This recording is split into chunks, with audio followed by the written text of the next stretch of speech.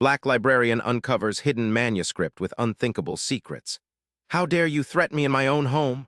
Eleanor's voice trembled as she backed against the bookshelf, clutching the leather-bound manuscript to her chest. The tall figure loomed before her, face twisted with rage in the dim lamplight of her living room. "That document doesn't belong to you," the man hissed, his voice eerily calm despite the gun now visible in his hand. "My family has spent 3 generations keeping those secrets buried. I won't let some nosy librarian destroy everything now." Eleanor's heart pounded against her ribs as she glanced desperately toward the phone on the side table. Too far. The manuscript felt impossibly heavy in her hands, its yellowed pages containing the truth that had remained hidden for over 60 years. A truth that could change everything for the small town of Oak Ridge. "People deserve to know what happened," Eleanor said, her voice finding strength despite her fear. "Those children deserve justice even now." The man stepped closer, his expensive suit incongruous with the violence in his eyes. "Those children are long dead. Nothing can help them now, but this," he gestured at the manuscript with his gun, "this can still destroy the living." The distant wail of police sirens cut through the tension. Relief flooded Eleanor's face while panic flashed across the man's. "You called them?" he demanded, his composure cracking. "No," Eleanor replied, a small smile forming despite her fear. "But Margaret did." But let's go back to how this all started. It was just 3 hours earlier when Eleanor Washington was closing up the Oak Ridge Public Library on what seemed like an ordinary Friday afternoon. Eleanor Washington ran her fingers along the spine of the last misplaced book, feeling the familiar texture of its binding before sliding it back into its proper place on the shelf. After 43 years as a librarian, the Dewey Decimal System was more intuitive to her than the GPS her children had insisted she install in her car. At 65, Eleanor found comfort in the predictable order of things, in knowing exactly where everything belonged. "Closing time, Miss Eleanor." Thomas Jenkins called from the front desk, his voice echoing through the nearly empty library. At 28, Thomas was the youngest staff member, but he showed an old soul's appreciation for books that had endeared him to Eleanor immediately. "Just finishing up the returns," Eleanor called back, smoothing down her purple cardigan as she emerged from between the tall shelves. The late afternoon sunlight streamed through the high windows, casting golden rectangles across the worn carpet. "Any stragglers?" "Just Mrs. Peterson in the periodicals. I told her 5 minutes, 10 minutes ago," Thomas said with a wink. Eleanor smiled. Mrs. Peterson had been coming to the library every Friday for the past 30 years to read magazines she refused to subscribe to herself. "Give her another 5. No rush on a beautiful day like this." As Thomas nodded and returned to shutting down the computer system, Eleanor made her way to the library's back room. The renovation project for the library's historical section was finally approved after years of budget battles, and tomorrow the contractors would begin work. She needed to ensure the most delicate materials were properly protected. The back room smelled of old paper and wood polish. Eleanor flipped on the light, illuminating shelves of leather-bound books and archival boxes containing Oak Ridge's modest historical records. Nothing of particular value to the outside world, but priceless to their small community: birth records, town meeting minutes, and newspaper clippings dating back to the 1920s, when Oak Ridge was established as a lumber town. Eleanor ran her hands along the wall, feeling for loose boards or protruding nails that might cause problems during renovation. The building had been constructed in 1948, and while it had been well-maintained, old buildings always held surprises. Her fingers found an irregularity behind a low bookshelf, a slight depression that didn't feel right.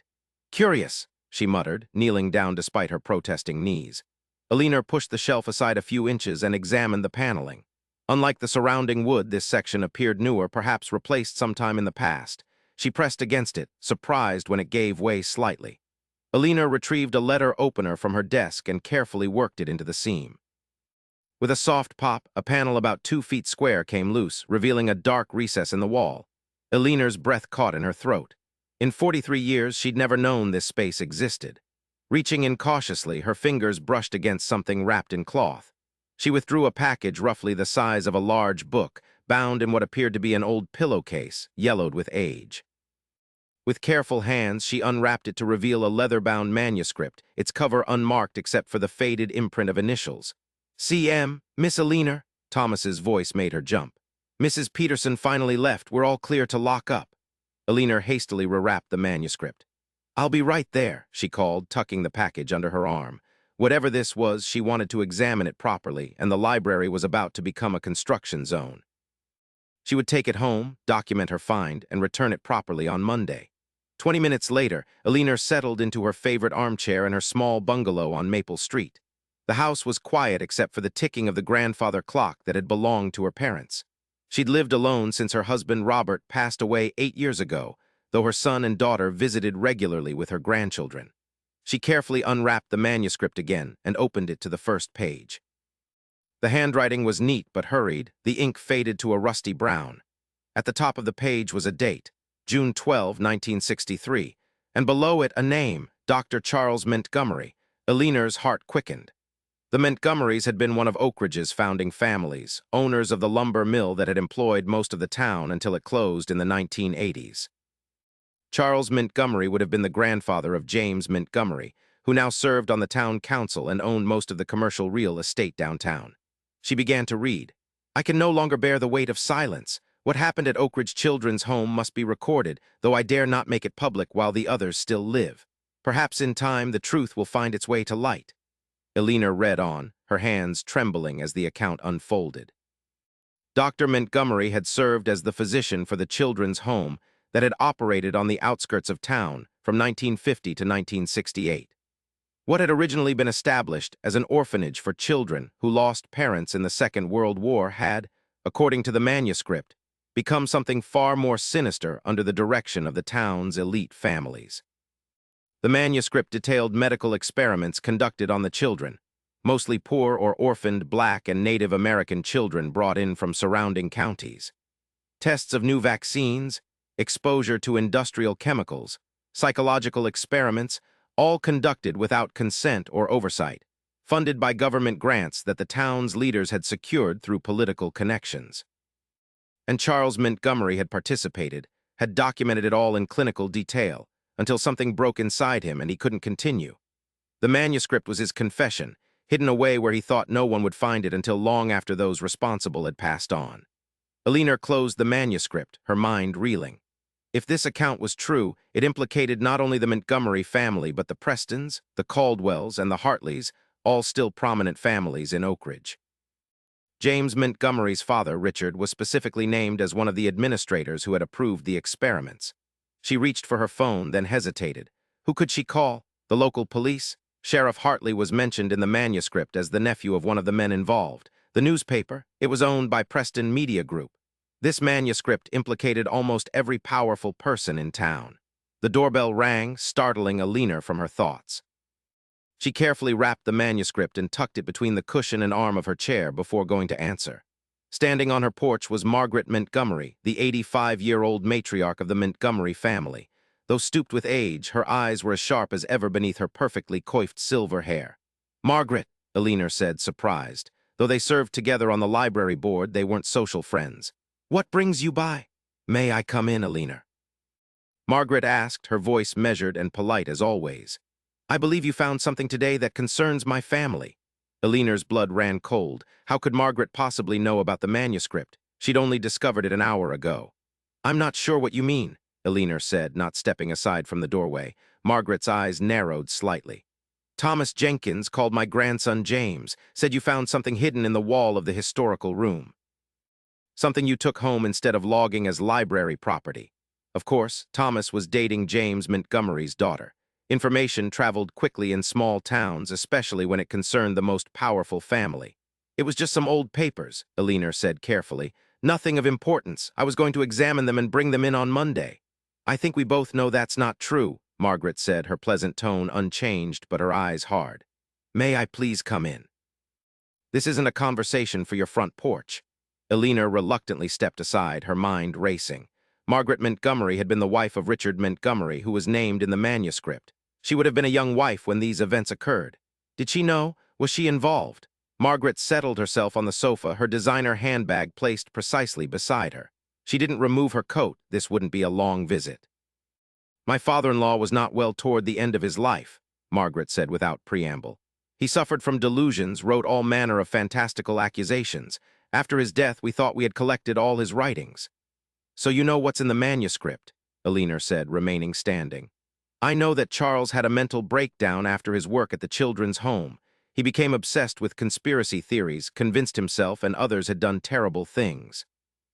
Margaret's voice was calm, reasonable. It was a tragedy. The family tried to protect him, but his mind was gone.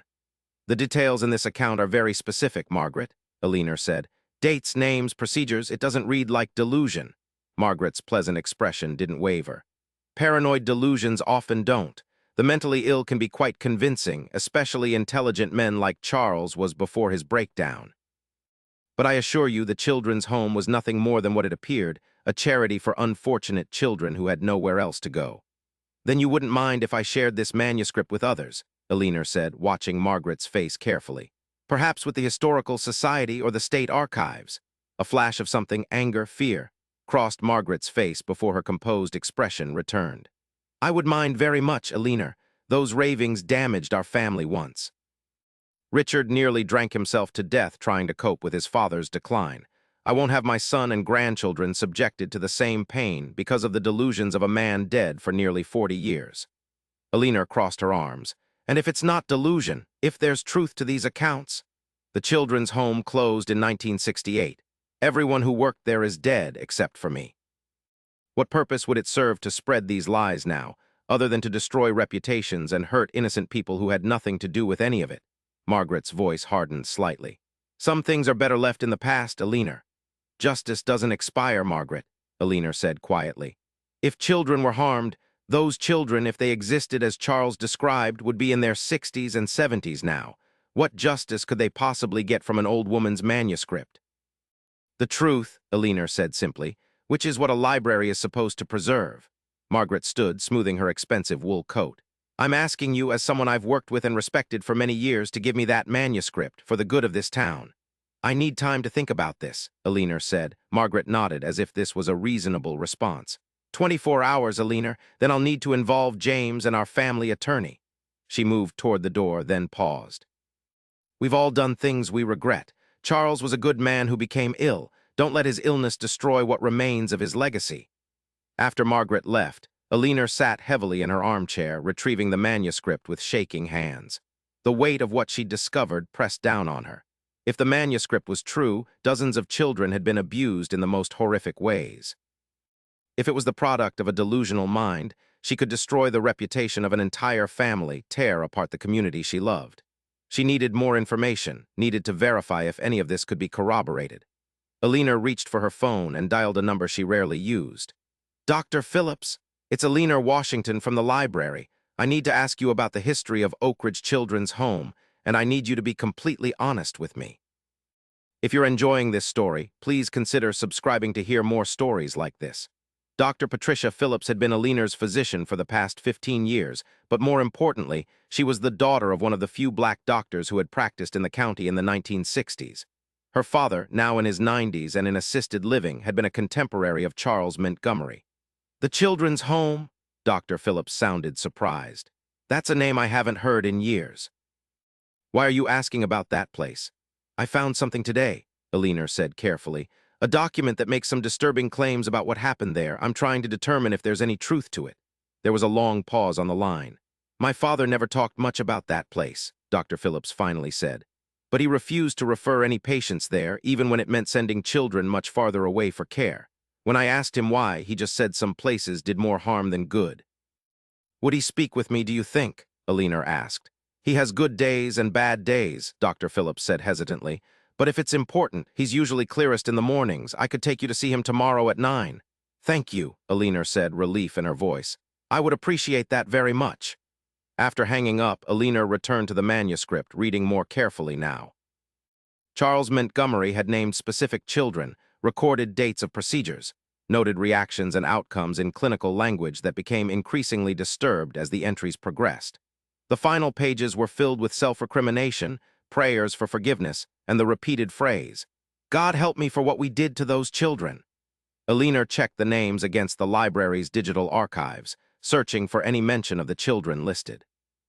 Most yielded nothing, but 3 names appeared in the local newspaper's birth announcements from the appropriate years. Real children, then, not delusions. As the evening deepened into night, Alina continued her research. The Oak Ridge Children's Home had been demolished in 1970. The land eventually developed into the Riverside Park where families now picnicked and children played. There were few photographs of the original building in the library's digital collection, just two grainy images showing a large Victorian-style house with a wing added to the back. Around midnight, exhausted but unable to sleep, Alina found herself on a genealogy website, searching for the names from the manuscript. One name yielded results. Samuel Johnson, born 1954, listed as residing at the Oak Ridge Children's Home from 1959 to 1965.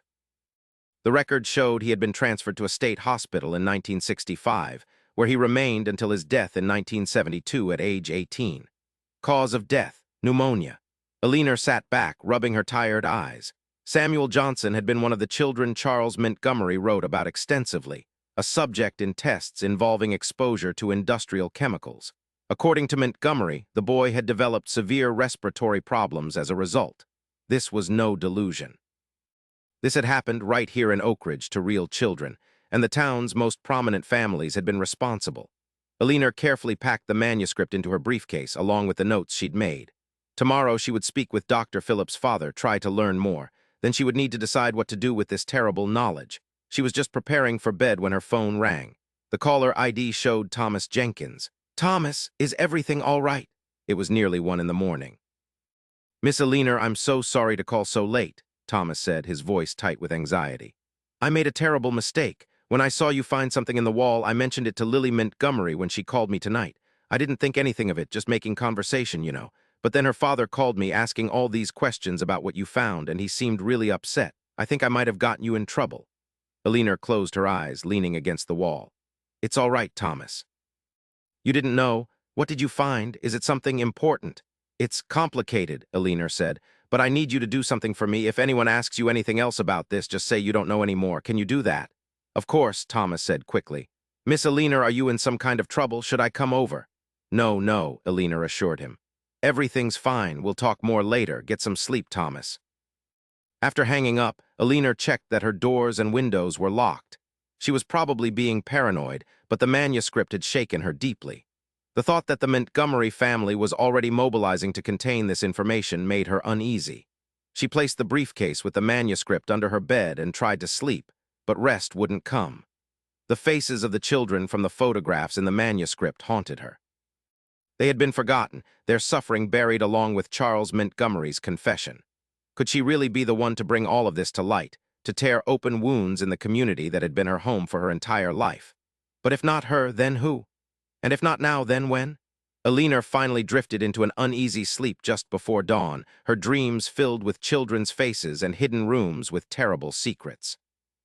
The next morning, Alina woke early, showered quickly, and dressed in a simple blouse and slacks. She retrieved the briefcase from under her bed and placed it by the front door, ready for her visit to Dr. Philip's father. She was pouring her morning coffee when the doorbell rang. Through the peephole, she saw James Montgomery standing on her porch, impeccably dressed in a charcoal suit despite the early hour and the Saturday date. Alina's heart sank.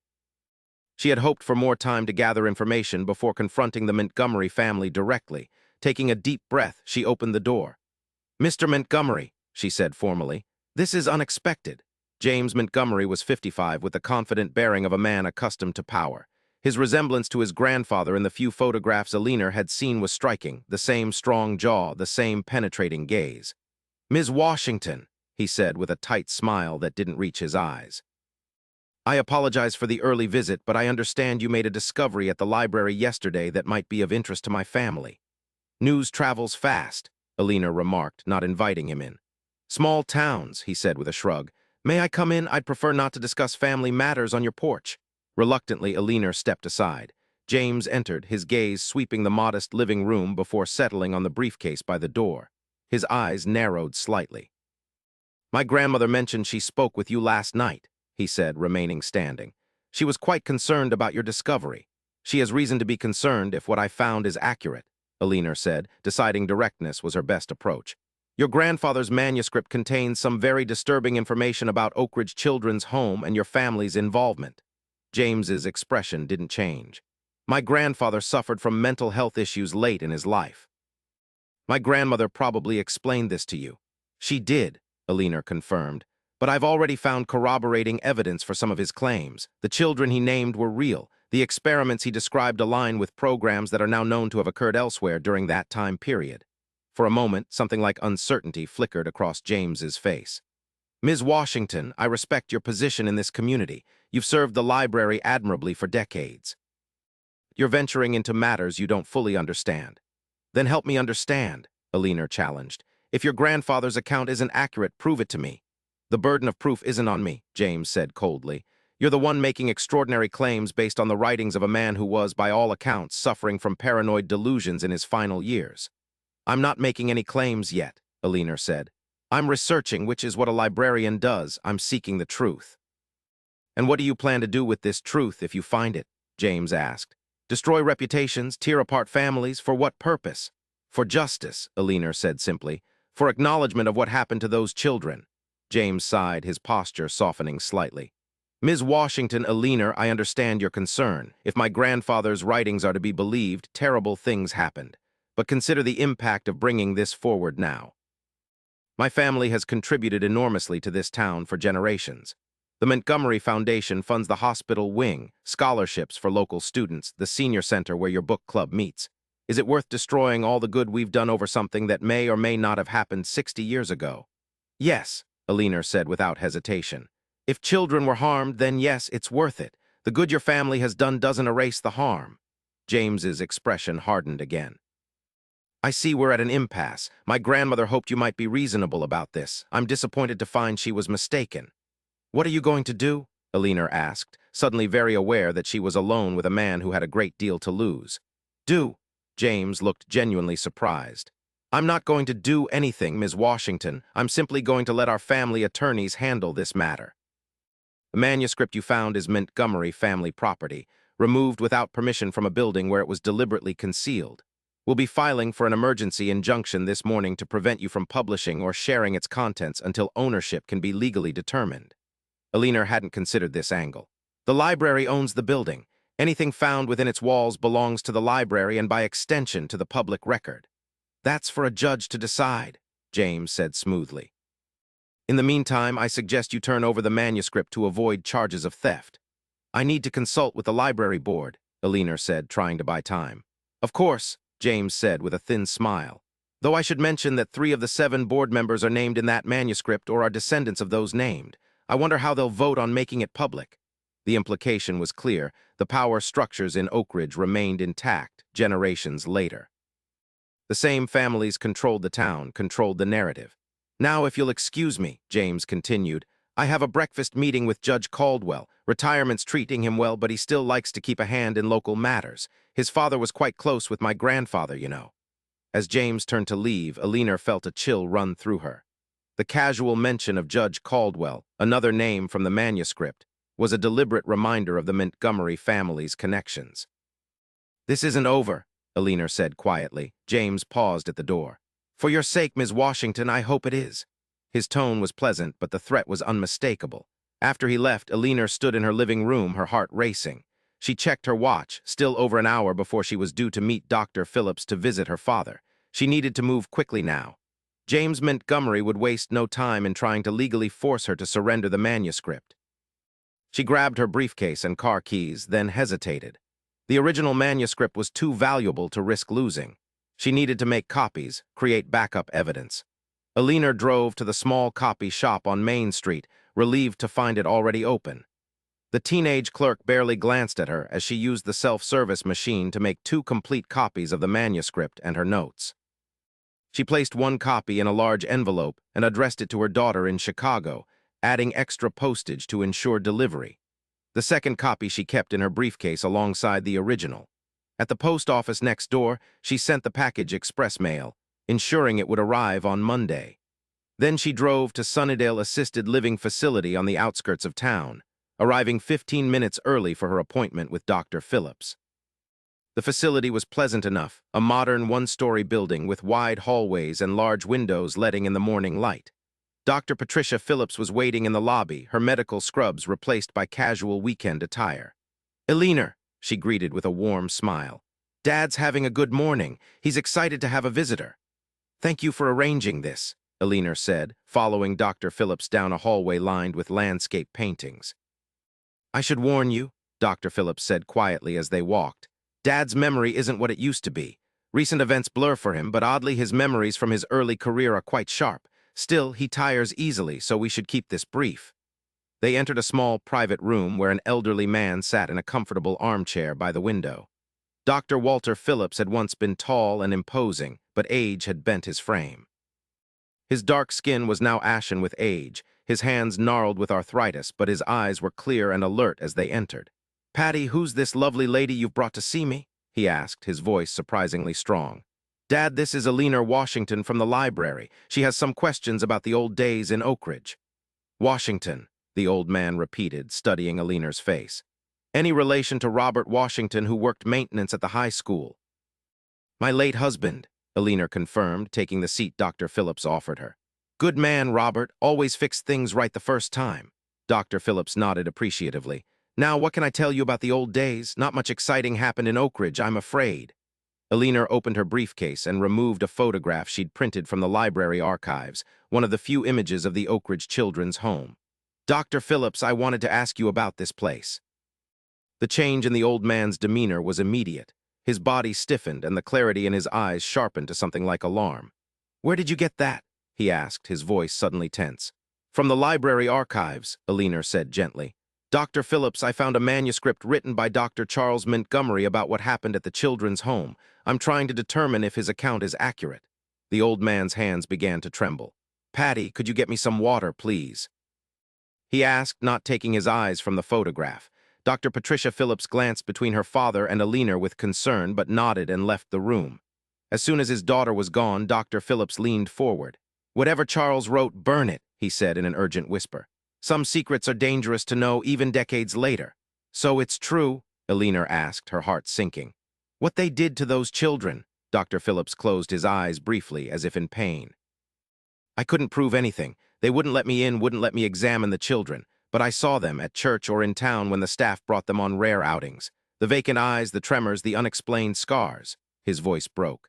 "I reported my concerns to the state medical board, to the county. No one would listen. The Montgomerys, the Prestons, the Caldwells, they owned everything, controlled everyone." "Dr. Montgomery wrote that he participated in the experiments," Alina said. "But that he eventually couldn't continue." "Charles was a complicated man," Dr. Phillips said, his voice low.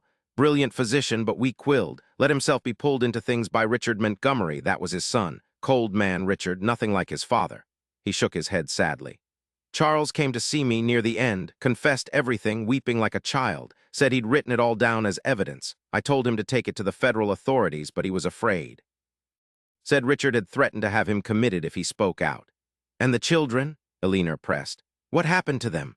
"Most were transferred to state institutions when the home closed. Some, the ones who could still function, were quietly adopted by families in other counties. The records were sealed or destroyed. I tried to follow up on a few cases I was particularly concerned about, but the trail always went cold." Dr. Phillips looked at Alina with intensity. "Why are you asking about this now? What do you plan to do?" Alina hesitated. "I'm not sure yet, but I believe the truth should be known." Dr. Phillips reached out with a trembling hand and grasped Alina's wrist with surprising strength. "Be careful. The Montgomerys still have power in this town. James Montgomery is as ruthless as his father was, just better at hiding it behind charity galas and community service." "Dad, everything okay?" Dr. Patricia Phillips returned with a glass of water, looking concerned at the intensity of the conversation. Dr. Phillips released Alina's wrist and leaned back in his chair, suddenly looking exhausted. "Just reminiscing about the old days, Patty. Not all memories are pleasant ones." Dr. Patricia Phillips glanced at Alina. "I think my father needs to rest now." Alina nodded, gathering her things. "Thank you for speaking with me, Dr. Phillips. You've been very helpful." As she rose to leave, Dr. Phillips caught her hand once more. "If you go forward with this," he said quietly, "I'll stand with you. It's time someone spoke for those children." Outside in the parking lot, Dr. Patricia Phillips caught up with Alina. "What was that about? I've never seen my father so agitated." Briefly, Alina explained what she'd discovered and her conversation with both Margaret and James Montgomery. Dr. Phillips listened with growing concern. "The Montgomerys won't let this become public without a fight," she warned. "And in this town, they usually win their fights." "I know," Alina said grimly, "but I have to try. Those children deserve justice even now." Be careful, Dr. Phillips said, and call me if you need medical records or testimony. Dad might not be deemed competent in court, but I can speak to what he told me over the years. Alina thanked her and drove home, her mind racing with what she'd learned. Dr. Phillips had confirmed the essential truth of Charles Montgomery's manuscript. Now she needed to decide her next steps. She couldn't fight the Montgomery family alone. She needed allies, needed to secure the evidence. When she arrived home, Alina was surprised to find Thomas Jenkins sitting on her front porch steps, his expression anxious. "Thomas, what are you doing here?" "Checking on you," he said, standing quickly. "I've been trying to call, but you didn't answer. I was worried after what happened last night." Alina realized she'd left her phone charging in the kitchen. "I'm sorry, I was meeting with someone about the manuscript." Thomas glanced around nervously. "Can we talk inside? I don't think we should be discussing this out here." Once inside, Thomas paced Alina's living room. "Miss Alina, James Montgomery came to see me this morning. Asked all kinds of questions about what you found, wanted to know if you'd mentioned anything about it to anyone else." "What did you tell him?" Alina asked carefully. "Nothing useful," Thomas assured her, but he seemed really worked up about it. Said the library board was meeting in emergency session this afternoon to discuss the theft of historical materials by a staff member. Alina sat heavily on the sofa. "They're moving fast. What's in that manuscript that has them so scared?" Thomas asked. Alina hesitated, then decided Thomas deserved to know. Briefly, she outlined what Charles Montgomery had documented and what Dr. Phillips had confirmed. Thomas listened with growing horror. That's monstrous," he finally said. "And they want to keep it buried? The Montgomery family has built their reputation on being Oak Ridge's benefactors. This would destroy that image forever."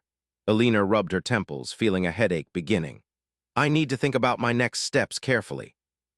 If the library board meets today, they'll likely demand I turn over the manuscript immediately." "You can't give it to them," Thomas said firmly. "They'll destroy it." "I've made copies," Alina assured him. "But I need more than just the manuscript. I need corroborating evidence, testimony, something that can't be dismissed as the delusions of an old man." Thomas was quiet for a moment, then said hesitantly, "My grandmother was a nurse at County General in the 60s. She sometimes talked about children being brought in from that place on the hill, must have been the children's home. Said they came in with unusual symptoms, injuries that didn't match the explanations given." "Is she still alive?" Alina asked hopefully. Thomas nodded. "Lives with my parents over in Westfield. She's 89, but sharp as ever. Would she speak with me today, if possible?" "I can call her," Thomas offered. "But Miss Alina, what's the end game here? The Montgomerys practically own this town. Even with evidence, who's going to hold them accountable for something that happened 60 years ago?" "I don't know yet," Alina admitted.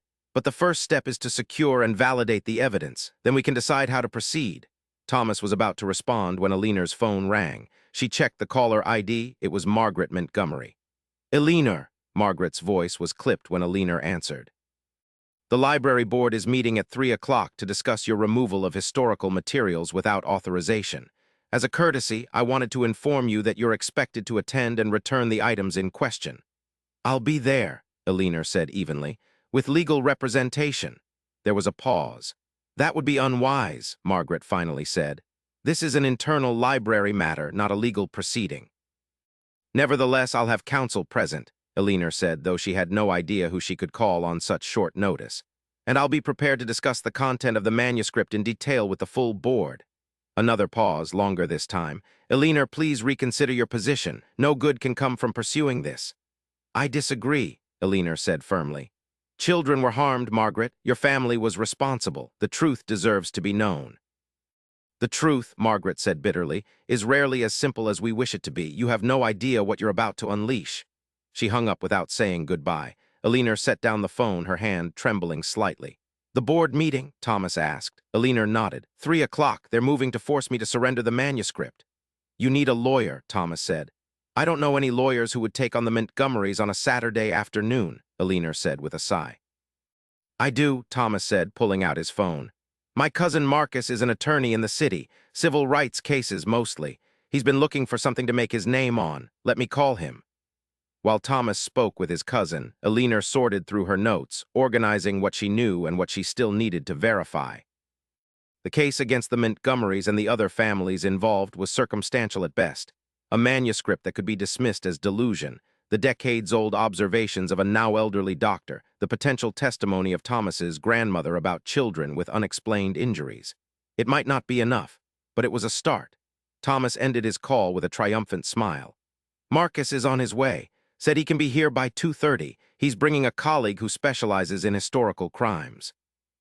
Eleanor felt a surge of hope. Thank you, Thomas. Meanwhile, Thomas said, let me call my grandmother. If she remembers anything specific, it could help bolster the case. As Thomas made his call, Eleanor went to her study and began typing up a formal statement detailing how she had found the manuscript, her conversations with Margaret and James Montgomery, and her interview with Dr. Phillips. She attached scanned pages from the manuscript itself, the most damning passages that detailed specific experiments and named those responsible. By 1 o'clock, Eleanor had completed her statement. Thomas had spoken with his grandmother, who confirmed that she had treated children from the home and had documented concerns about their conditions in her personal journal, which she had kept all these years. My dad's going to drive her over, Thomas said. She wants to help. Eleanor smiled gratefully. Thomas, I can't thank you enough. You're risking a lot to help me with this. Thomas shrugged. My grandmother always said that silence in the face of wrongdoing makes you complicit in it. I can't be silent about this. They ate a simple lunch of sandwiches, both too tense to manage much appetite. At 2 o'clock, Thomas's parents arrived with his grandmother, Ruth Jenkins. Despite her age, Ruth moved with purpose, her back straight and her gaze direct. She carried an old leather-bound journal in her gnarled hands. Mrs. Jenkins, Eleanor greeted her warmly, thank you for coming. Thomas told me what you found, Ruth said without preamble. I've been waiting 50 years for someone to finally ask about those children. She opened her journal to pages marked with faded ribbons. I kept records, she explained. Names, dates, symptoms, injuries. The hospital administration told us not to file official reports about the children from the home, said they had their own doctor. That would have been Dr. Montgomery. But I didn't trust it. Something wasn't right. Eleanor carefully reviewed the journal entries. Ruth had documented over 24 cases between 1961 and 1967, children brought in with mysterious rashes, unexplained seizures, fractures, and burns that didn't match the explanations provided by the home staff. This is incredible, Eleanor breathed. You've documented exactly the kinds of symptoms Dr. Montgomery described in his manuscript as resulting from their experiments. Ruth's expression was grim. I tried to report it. Went to the sheriff, the county health department. No one would listen. A black nurse making accusations against the town's leading families. She shook her head. I might as well have been talking to the wind. At 2:30, Thomas's cousin Marcus arrived with his colleague, Dr. Sophia Chen, a legal historian specializing in cases involving historical medical abuses. Marcus was young and energetic, dressed in a hastily donned suit that still showed travel wrinkles. Dr. Chen was older, with a precise manner and quick, intelligent eyes that took in everything as introductions were made. Eleanor explained the situation, showing them the manuscript, her notes, and Ruth Jenkins' journal. Marcus asked sharp, pertinent questions while Dr. Chen examined the manuscript with expert attention. The details are consistent with known medical experimentation programs from that era, Dr. Chen confirmed. The terminology, the procedures described, the record-keeping methods, they align with documented cases elsewhere. This appears authentic to me. Legally, Marcus said, we're in an interesting position. The statute of limitations has long expired on any criminal charges. Civil litigation would be challenging given the time elapsed and the likely deceased status of most victims. However, he added with determination, there's precedent for cases involving institutional abuse coming to light decades later, and the Montgomery family's active attempts to suppress this information now could constitute a new and actionable offense. What do you recommend for the board meeting? Eleanor asked. Don't surrender the original manuscript, Marcus advised immediately. We need to preserve the chain of evidence. Bring a copy to the meeting. I'll attend as your counsel and make it clear that any attempt to force you to surrender historical evidence of criminal activity could constitute obstruction of justice. And after the meeting? Thomas asked. Marcus and Dr. Chen exchanged glances. With your permission, Dr. Chen said, I'd like to bring this to colleagues at the National Center for Historical Justice. They have resources to properly investigate, locate possible surviving victims, and potentially seek remedies that go beyond the legal system, truth commissions, memorials, community healing processes. That sounds appropriate, Eleanor agreed. These crimes are too old for conventional justice, but the truth still matters. Meanwhile, Marcus added, we should prepare for backlash. The Montgomerys won't take this lying down. They'll attack the credibility of the manuscript, Dr. Phillips' testimony, possibly even target you personally, Alina. I'm prepared for that, Alina said, though her voice wavered slightly. Ruth Jenkins reached across and squeezed Alina's hand. We stand together, the elderly nurse said firmly. I've been silent too long already. As they prepared to leave for the board meeting, Alina felt a strange calm settling over her. Whatever happened next, the truth was finally emerging from the shadows. The children of Oak Ridge Children's Home would be remembered, their suffering acknowledged at last. The small group arrived at the library 15 minutes before the scheduled board meeting. Alina was surprised to see several unfamiliar cars in the parking lot, including a van from the regional news station based in the city. Word travels fast, Marcus murmured as they approached the building. Inside, the library's community room had been prepared for the board meeting. All 7 board members were already seated at the long table at the front, Margaret Montgomery among them, her face impassive. James Montgomery sat in the audience section along with several other members of prominent Oak Ridge families. A young woman with a press badge was setting up a small camera in the corner. They didn't expect media, Thomas whispered to Alina, nodding toward James, who was having a tense conversation with the library board chair. Marcus guided their group to seats in the front row. Let them make the first move, he advised quietly. We want to see their strategy before we show our hand. At precisely 3 o'clock, the board chair, Harold Preston, called the meeting to order. This emergency session of the Oak Ridge Public Library Board has been convened to address a serious matter concerning library property. Yesterday, it came to our attention that a staff member removed historical materials from the library without proper documentation or authorization. This meeting will determine the appropriate response to this breach of protocol. Alina noticed he carefully avoided mentioning her by name or the nature of the materials in question. They were trying to frame this as a procedural issue, not a matter of content. Before we begin, Preston continued, I should note that this meeting was intended to be a closed administrative session. However, as news media are now present, we will proceed as an open meeting in accordance with state transparency laws. Marcus leaned over to Alina. Someone tipped off the press. That wasn't the Montgomerys. They want this quiet. Ms. Alina Washington, Preston said formally, you have been called to this meeting to address the allegation that you removed historical materials from library premises without authorization. Do you wish to make a statement? Alina stood, her heart pounding but her voice steady. Yes, Mr. Preston. First, I'd like to introduce my legal counsel, Marcus Jenkins, and historical consultant, Dr. Sophia Chen. A murmur ran through the room. James Montgomery leaned forward in his seat, his expression darkening.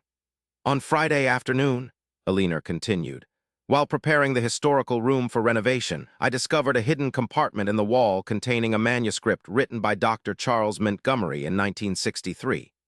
This manuscript details medical experiments conducted on children at the Oak Ridge Children's Home between 1950 and 1968.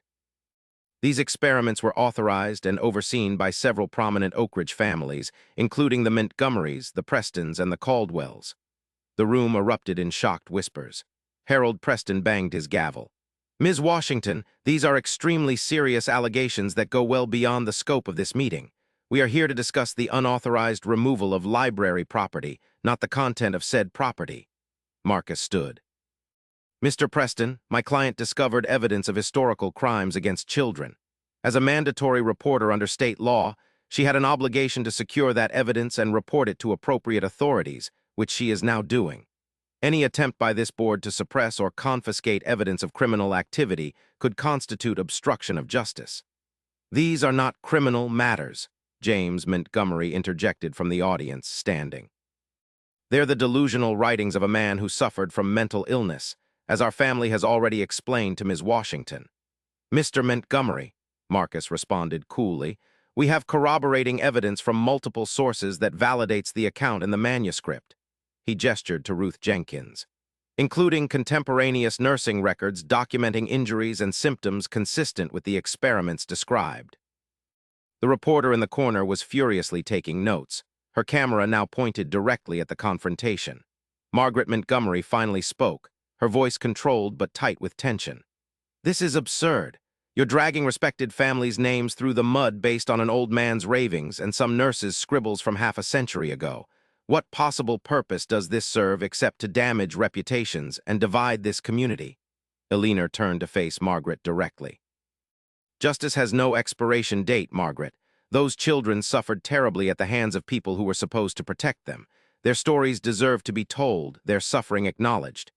And what about the suffering you're about to cause to innocent people? Margaret demanded, her composure cracking slightly.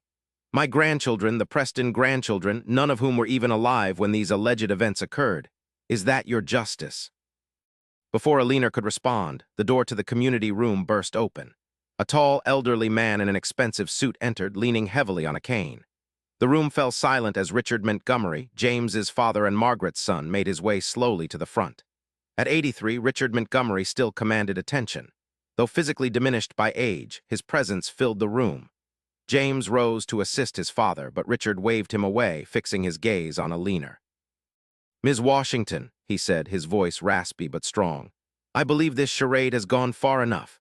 Dad, James said quietly, you don't need to be here, we're handling this. Richard ignored his son. I've spent my life protecting my father's legacy, protecting this town from the truth he was too weak to bury properly. I won't watch you destroy it all now. Alina met his gaze steadily. Mr. Montgomery, your father wrote a confession because his conscience wouldn't allow him to remain silent. Perhaps it's time you honored that conscience. Richard's face contorted with anger. My father was a brilliant man who let guilt consume him over necessary work.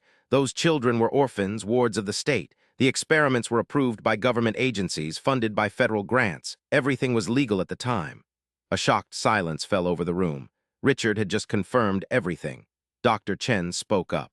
Mr. Montgomery, I'm a historian specializing in medical ethics cases.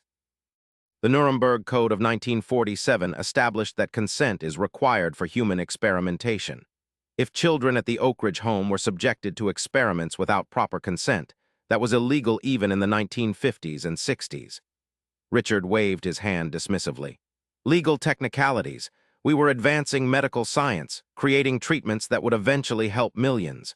Some sacrifices were necessary. Dad, stop talking, James said urgently, gripping his father's arm. But Richard shook him off, his rage now fully unleashed. You think you're so righteous, Ms. Washington? My father saved this town when the lumber industry collapsed. Our family built the hospital wing where your husband received his cancer treatments. We funded the scholarship that sent your daughter to college. All of it built on the foundation of the work we did at that home. The patents, the medical advances, they made this town what it is today. Margaret had gone pale. Richard, please, that's enough. But Richard was beyond stopping now, decades of secrets finally spilling out. You want justice for those children? Where were you when it was happening? Where was the town, the county, the state? Everyone knew. No one wanted to know. Don't pretend this is about justice. This is about assuaging your liberal guilt by destroying what my family built. The reporter was recording everything, her expression a mixture of shock and professional excitement at the bombshell unfolding before her. Marcus leaned toward Alina. We need to end this before he incriminates himself further. He's elderly, possibly not competent. Alina nodded, suddenly feeling no satisfaction in Richard's meltdown. This broken, angry old man had spent his life defending the indefensible, and now his carefully constructed walls were crumbling. Mr. Montgomery, she said gently, no one is trying to destroy your family, but the truth of what happened at the children's home needs to be acknowledged. The victims deserve that much. Victims, Richard spat the word, test subjects, necessary sacrifices for the greater good. My father never understood that. His weakness, his confession, his hiding that manuscript instead of destroying it, that was his failure. I won't fail as he did. Harold Preston banged his gavel repeatedly. This meeting is adjourned. We will reconvene at a later date after consulting with legal counsel. As the board members began to rise, Richard suddenly turned to his son. Get the manuscript from her, whatever it takes. Dad, stop, James hissed. Everyone can hear you. I don't care anymore, Richard said, his voice rising. 60 years I've kept his secrets, 60 years of donations and scholarships and community service to make up for it. I'm done. He turned back to Alina, pointing a shaking finger at her. You think you're bringing justice? You're bringing chaos, and I won't let you. With that final threat, Richard Montgomery stormed out as dramatically as he had entered, leaving a stunned silence in his wake. James Montgomery looked at Alina, his expression unreadable, then followed his father out. Margaret remained seated, her shoulders slumped in defeat. The emergency board meeting dissolved into confused clusters of conversation. The reporter approached Alina, asking for an interview, but Marcus smoothly intercepted her, promising a full statement later after they'd had time to organize their evidence. We should go, Marcus advised Alina quietly. This is going to explode once that footage hits the news. You'll want to be somewhere safe when it does. Alina nodded, gathering her things. She paused beside Margaret, who hadn't moved from her seat. I never wanted this to become a spectacle, Alina said softly. I just wanted the truth acknowledged. Margaret looked up, her eyes filled not with anger but with infinite weariness. The truth, she said hollowly, is that my husband spent his life atoning for sins he couldn't admit to, that my father-in-law died broken by guilt, that my son inherited a legacy of secrets he couldn't escape. She shook her head slowly. What happens now? That depends partly on your family, Alina said. There are better ways to address historical wrongs than public shame. Acknowledgement, restitution, memorial. It's too late for that now, Margaret said, glancing toward the door where the reporter had exited. Richard saw to that. Alina had no answer for her. She rejoined her group and they left the library together, stepping into the late afternoon sunlight that seemed strangely bright after the darkness of the revelations inside. What now? Thomas asked as they reached their cars. Now, Marcus said, we prepare for the story to break. Once that reporter's footage airs, this will become much bigger than Oak Ridge. State media will pick it up, maybe national given the historical significance. And the manuscript? Alina asked. Dr. Chen will take it to her colleagues at the National Center, Marcus explained. They'll authenticate it, search for records of the children mentioned, try to locate any survivors or descendants who might be owed restitution. The Montgomery family's confirmation of its contents, inadvertent though it was, will make that process much easier. Alina nodded, feeling suddenly exhausted. The adrenaline that had carried her through the confrontation was fading, leaving her drained. You should come stay with us tonight, Thomas's father offered. After what Richard Montgomery said, it might not be safe for you to be alone. Thank you, Alina said gratefully, but I need to go home first, gather some things. I'll come with you, Thomas insisted. We all will, Ruth Jenkins added firmly. As they drove toward Alina's house in a small convoy, Alina felt a strange mixture of relief and sadness. The truth was out now, messy, painful, but out. There would be no more secrets, no more silence about what had happened to those forgotten children.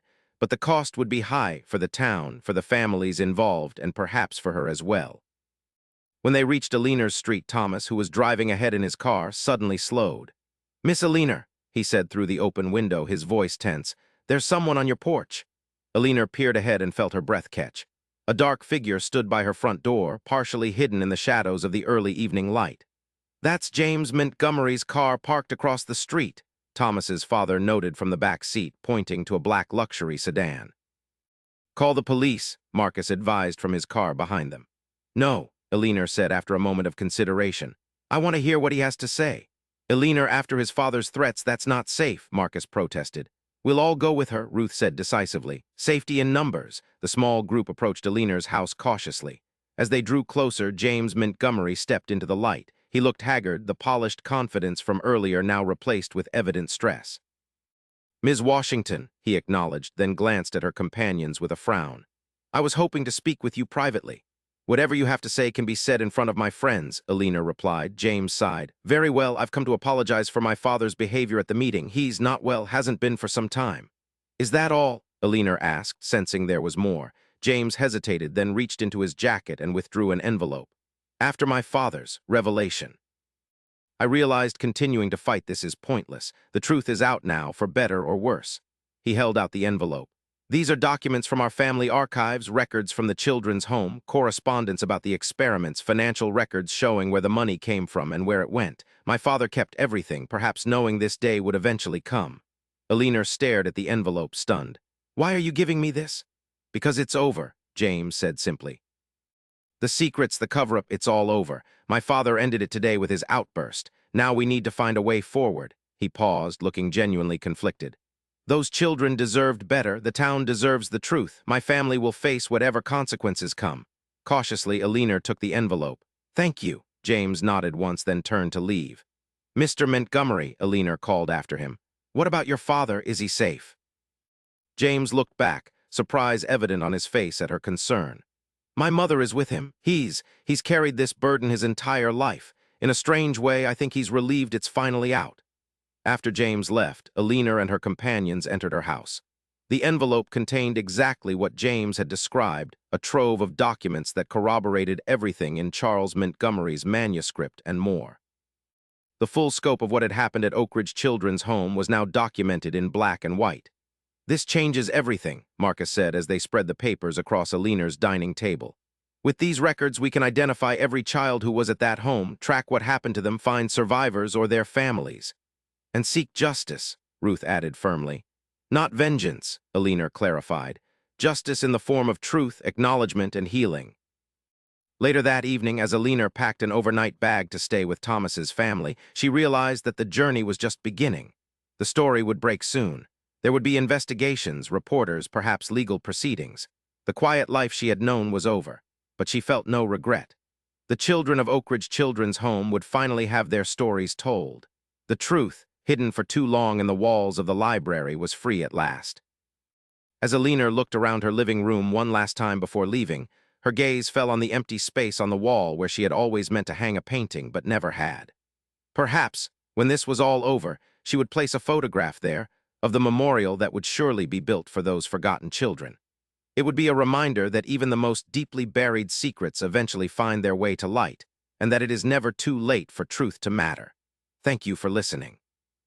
If this story touched you, please consider subscribing and share your thoughts in the comments.